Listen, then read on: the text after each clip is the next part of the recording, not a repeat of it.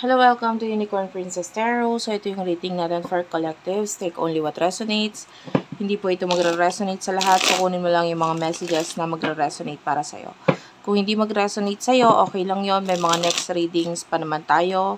Pwede kang magpa-personal reading doon sa aking friend kay Jing Tarot Trader. So, if you want, mag-inquire na lang kayo sa kanya. Message nyo siya sa Facebook. Ayan. Jing Tarot Trader. Yung ibang details na dyan lang sa description box. Pakicheck na lang po. Okay, let's start your reading, collectives. You do over the Sun. 7 of Coins.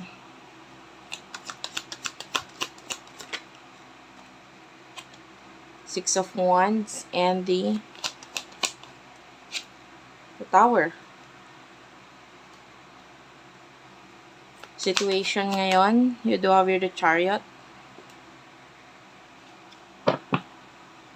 Bottom of the deck is the Knight of Coins. For some of you, napakatagal na ng connection ninyo nitong person na ito, no? But I feel like nagkakaroon ng problema because maybe of a third-party situation or may another person na involved dito, maybe love triangle energy with the Three of Swords. And then, ito yung nagiging dahilan. Kaya with the Five of Swords, parang mahirap. Kasi, maraming kailangan pang ayusin or baguhin. And, maybe because, ito na, lalo na to with the Three of Swords, no? Ang hirap i-work out itong connection na ito because of another person or third-party situation. Lalo na ang situation ninyo is the Chariot. Umiiwas kayo, naglalayuan kayo. Both of you are being a runner. Umiiwas kayo, naglalayuan kayo sa isa't isa. For now, nakikita natin, masaya ka.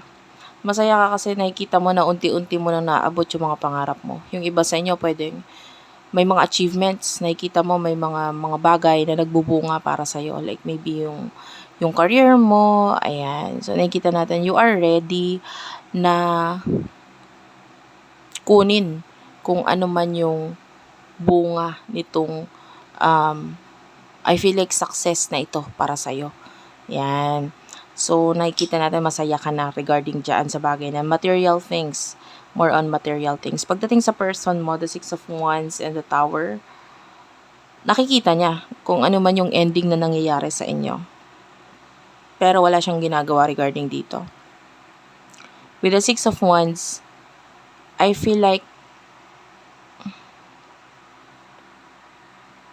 your person is confident na parang time will come, magkakaroon ng ending between the other person. Confident siya na parang pwedeng minamanifest niya na time will come, matatapos kung ano man yung third party situation dito. And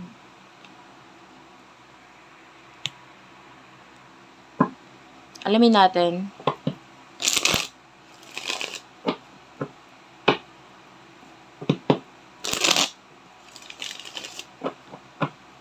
ano yung nasa isip nyo pareho ng person na ito.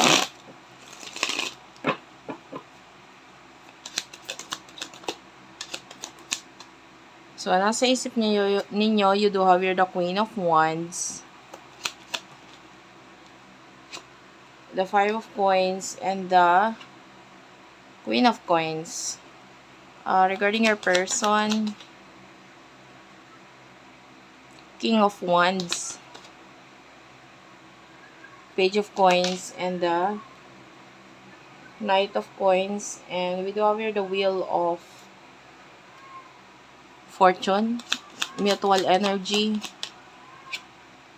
Nine of Cups. Bottom of the deck is a Two of Coins. Ngayon ba sa inyo, pwedeng ang iniisip mo is, this is like different person with the Queen of Cups na parang mahalaga sa'yo. Pero pwedeng may problema siya regarding money. And then you're giving advice or gusto mong matulungan itong person na ito regarding sa finances niya, sa career niya, or sa pera niya. So, yun yung nasa isip mo. Parang gusto mong matulungan to. So, binibigyan mo siya ng you're not thinking about your person. Ang nasa isip mo talaga, majority, is yung person na ito na pwedeng mahalaga sa'yo, kaibigan mo, pamilya mo, na nakikita natin na pinahahalagahan mo. You are like best friends, ganyan. And, pwedeng yung iba sa inyo, wala ka pang, or gusto mo siyang tulungan, pero pwedeng hindi mo siya matulungan sa ngayon. Pero yun nga, you are here as an advisor. Mas maganda kung susundin nila yung advice mo. And then, first of all, is the King of Wands. You could be dealing with a soulmate here, or twin flame connection. So, there's partner cards here. Ayan. Hindi nga lang balance sa ngayon. Kasi, may mga hinaharap pa kayo. Or, yun nga, pwedeng ang situation ninyo. If there's a third party situation, sabi ko nga sa'yo with the Wheel of Fortune, iniisip ng person na ito na gusto niya mabago yun. Ayaw niya, gusto niya mawala. Kung sino man itong third party na ito. Para mai-offer niya ito sa'yo with the Page of Coins. Gusto niyang i-offer sa'yo ito, kaya lang with the Knight of Coins, natatagalan because of that tower moment na minamanifest ng person mo. Minamanifest niya na magkaroon ng ending with the third person para may offer niya itong mga bagay na gusto niyang i-offer sa'yo. Okay?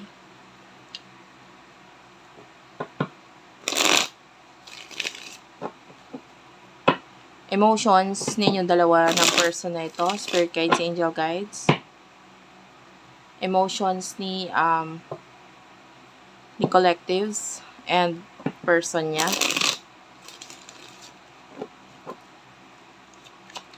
Emotion ninyo para sa isa't isa. You do have here the Ace of Wands. And Four of Coins.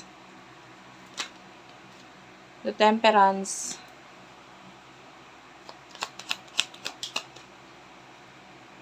Five of Swords. Clarify the Five of Swords, please. Ace of Swords. Mutual energy. Five of Cups. Bottom of the deck is the Ten of Cups. Punong-puno ng pagmamahal dito, no? Pero pigil na pigil. When you see the picture here, this particular card, parang there's love, pero I can see yung blockage dito. Parang dito, kung may another person na involved dun sa relationship na yon, isa lang yung masaya. Kung may dun sa relationship ng dalawang magkarelasyon. Okay? Isa lang yung masaya dun. And then yung either ikaw or yung person mo, so hindi ko alam kung sino ang nasa third party situation, no? Hindi niya makita yung kasiyahan. Tinatry niya mag-focus sa relasyon na yon, but alam niya sa sarili niya hindi siya ganun kasaya. Meron siya mga bagay na hinahanap. And yung both of your energies nagpapakita ng sobrang lungkot na energy dito with the Five of Cups. Ayan, makikita mo na. This is a very sad energy. Pareho kayo nasasaktan ng person na ito. Kasi may mga bagay na hindi pa mapilit sa ngayon or hindi nangyayari sa ngayon. Can you see the woman here not looking at the sun?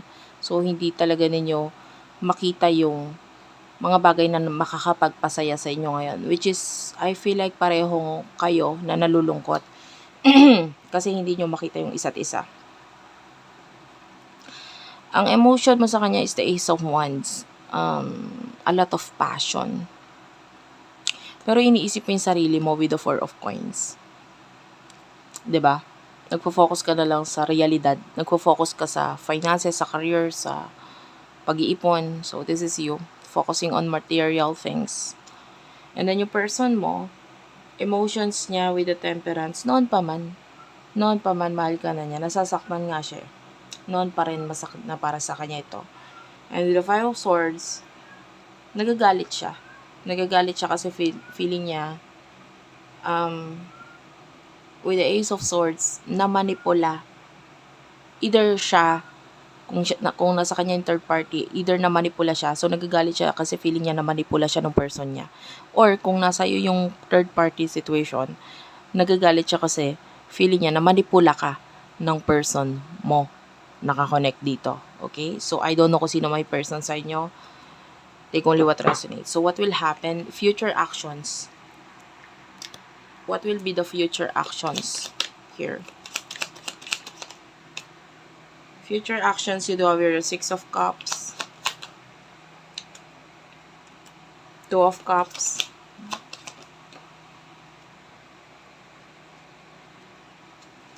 The Lovers.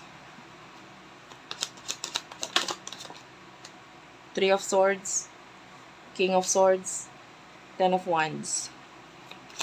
Mutual energy, you do have here the 6 of Swords. Bottom of the deck is the 3 of Cups.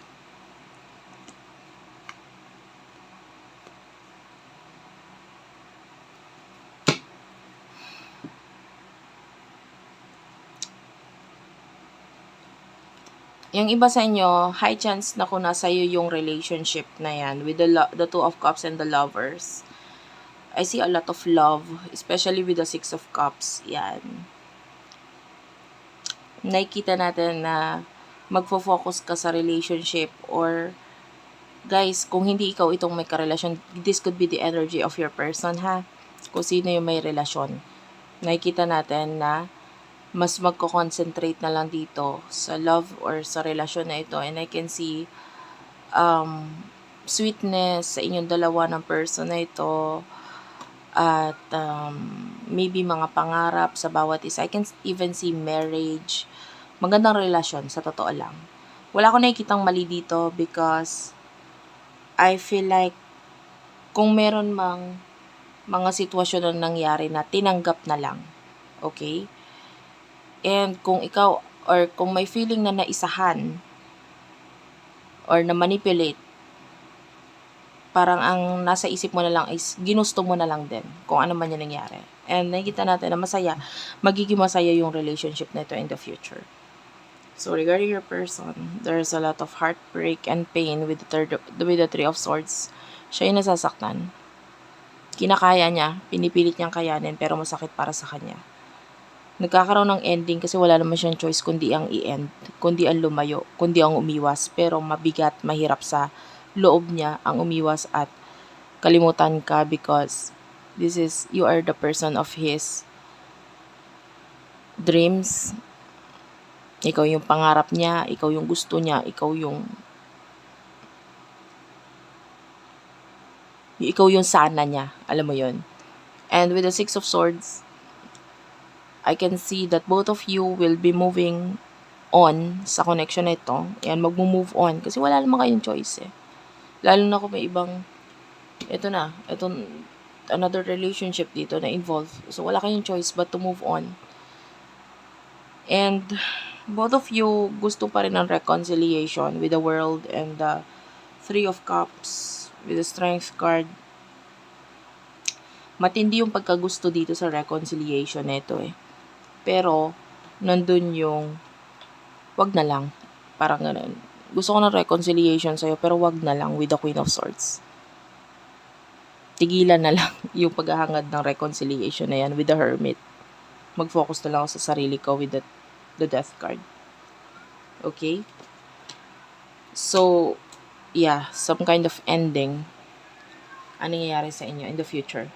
Itong person nito. Thank you for watching, guys. Sana nakarelate kayo. Naka-resonate kayo. Please do like and subscribe to our channel. Unicorn Princess Tarot, Madam P TV, Virgo Philippines, Tapit Hapon TV, Water Sign Philippines, Madam P Vlogs, Libra Philippines. I love you all. Thank you for watching and bye-bye.